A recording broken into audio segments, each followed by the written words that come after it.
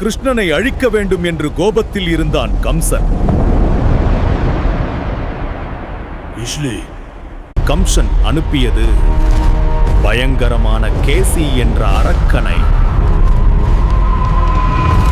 விரைந்து வாருங்கள், அரக்கன் வருகிறது, ஓடுங்கள், எங்களால் நிற்க முடியாது, பசுக்களை பாதுகாப்பாக அழைத்துச் செல்லுங்கள். ஆனால் கிருஷ்ணர் மட்டும் அமைதியாக நின்றார். கோபத்தில் கேச்சி கிருஷ்ணனை தாக்க ஓடி வந்தான்.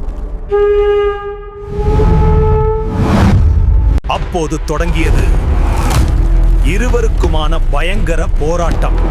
கிருஷ்ணர் தனது சக்தியை வெளிப்படுத்தி அரக்கனின் வாயை பிளந்தார். அந்த சக்திக்கு முன் கேசி என்ற அரக்கன் வீழ்ந்தான்.